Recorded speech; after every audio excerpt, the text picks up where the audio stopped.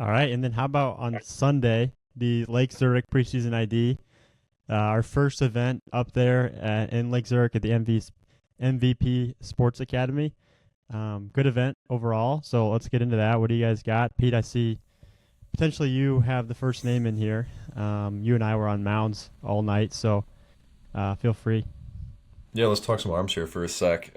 My favorite arm that I saw was actually someone that Nick DiBenedetto, our new Fox Valley expert, he kicked Deffa ball off that totem pole, but because he's actually from the Crystal Lake area, but he coached Ian at Crystal Lake South last year. He was kind of up and down between JV and freshman, really upside kid. He said he's going to be low 80s with a good breaking ball, and that's exactly what he was. He was 81 to 83.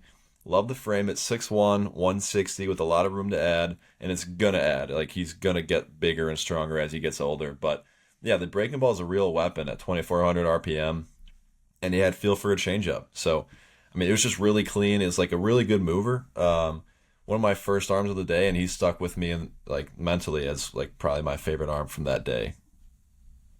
Yeah, Pete, and kind of along the same lines of like best arm, favorite arm. I'm going to go with left-handed pitcher JD Farkas, a 2028 out of Hershey. He's an athletic frame, stronger build, but he was a good mover on the mound, and his fastball was 82 to 86 with some arm side action. Threw a curveball with some shorter action with depths at like 69 to 71, and then he rounded it out with a changeup at like 74 to 77. But really, what I liked the most about him was he just seemed like a pretty polished arm right now, like just his ability to throw those three pitches for strikes, and he's a good mover as well. So a guy that I think could impact his high school team here maybe this year, and I mean we'll see if he's on varsity as a sophomore or what happens with him this year, but just an arm that I really liked from that event. Yeah, I mean, he's long been that polished in-game performer, right? If there was like an all-state team from the Rock, he'd be on it. He just always dominates when we see him there. But yeah, I was peeking over at him because I'm a big fan of him as well. So I was watching him on your mound, and it's exactly what it's always been, but better, right? Louder. Like, he's gotten stronger. He still moves really good. Like, he's added strength, but he can still move. That's important. Like, when kids can't just get in the weight room and add a ton of muscle, right? They have to stay mobile. Like, there's no point in adding muscle if you're not going to actually stay flexible and be able to move, right? And he's one that's done that. So, and then like the fastball velo's ticking up too. Now he's up to 86. The breaking ball looked great. Changeup looked great. It's a real three-pitch mix with starter upside, and I'm just a big fan of him.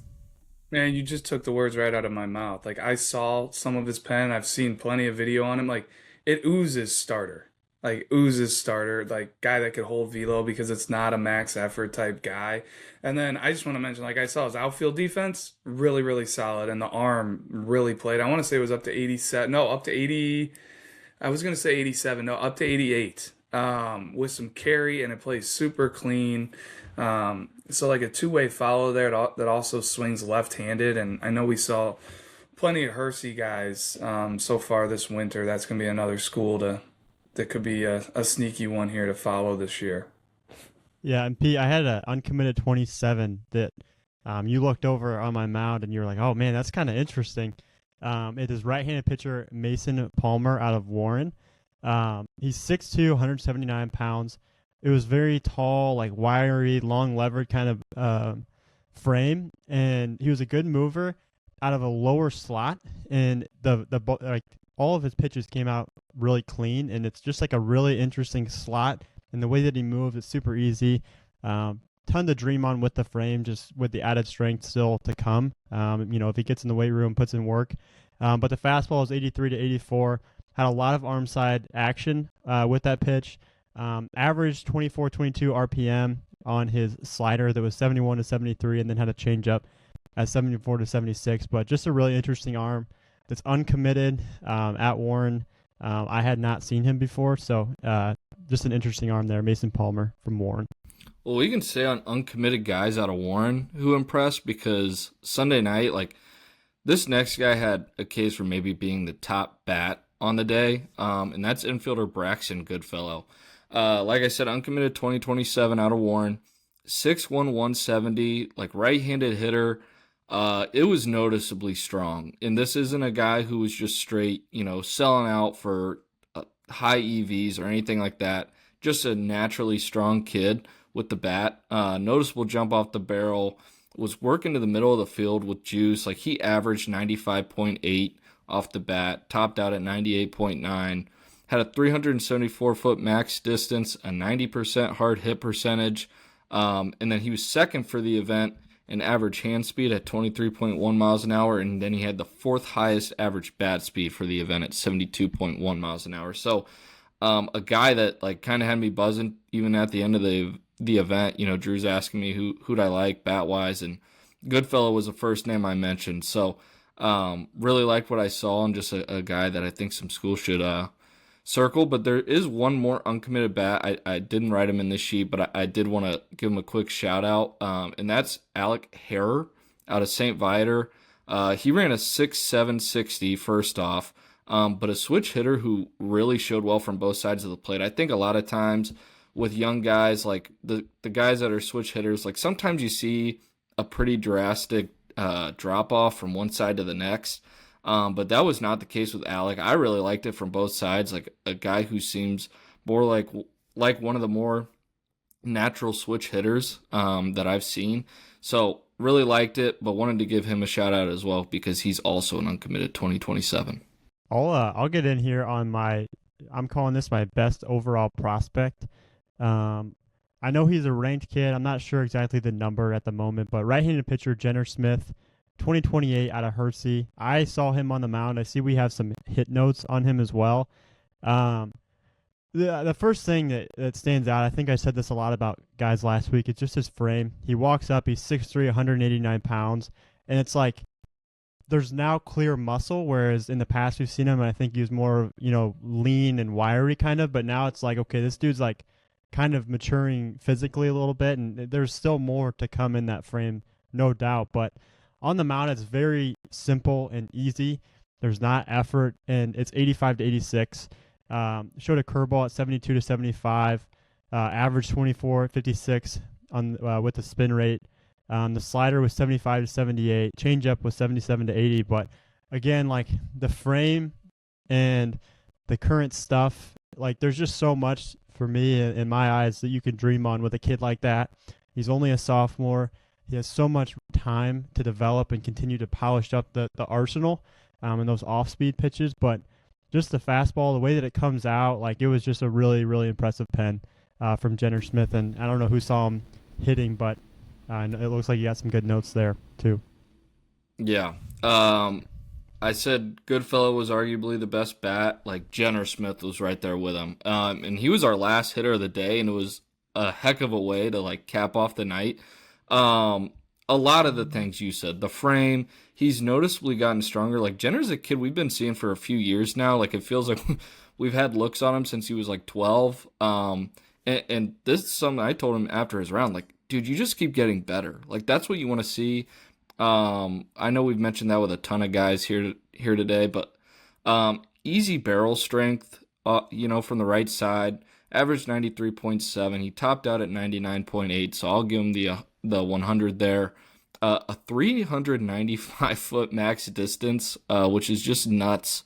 He led the event in average hand speed at 23.4 miles an hour. He had the second highest average bat speed for the event at 75.5 miles an hour. Was hitting the ball to all fields too. It wasn't a guy just going dead pull off the machine. Like he would work the ball to all fields. So I was really impressed. I was pretty blown away with the bat because I've long liked it on the mound. But man, the bat has really, really ticked up. I'll get in here then with my upside sleeper. This is probably the last arm that I had that I'll touch on today, but this is a compliment to Robbie Seifert, left-handed pitcher from Phorm. He's a 2027. I wrote in my notes a Gavin Smith type mover in high school. Now, luckily with Seifert, with him, he actually throws hard and has some good off speed, whereas I in high school was not that guy at all. But he just moves very much like I did. I told Hammett that. But he's 6 foot 160. Go ahead, Drew. Go ahead if you had something. I'm trying to envision the mover. A Gavin Smith mover. Are you talking like super athletic or it was silky? Smooth it was and silky. Clean, low effort, tall and just fall. low effort, not like a ton. Exactly not a how ton. you draw it up. it looked very similar. The arm path, it was easy, not efforty. But again, he had velo that I did not have. But yeah, his fastball was 82 to 84. Had some arm side run. I think I mentioned it. He's 6 foot, 160 pounds, long levers, wiry, a ton more to come in that frame. The curveball averaged 2815 RPM. The slider averaged 2906 RPM. More of a sweeper. The curveball had like 1-7 shape, so they differed in shape. The changeup was 76 to 78. He threw it hard, had downer action. But I just think there's a lot to dream on, and I call it the upside sleeper. It's not really like he's a sleeper, but just a ton of upside in that frame and just overall profile with their Robbie Seifert there. So uncommitted kid that I was super impressed with. Before you get in here, Gavin, you're really firing me up because last week you talked about Miles Minier from O'Hare, left-handed arm from Fremd. This week you talk about Robbie Seifert. So those are two guys that I saw throwing for Fremd as a sophomore last year.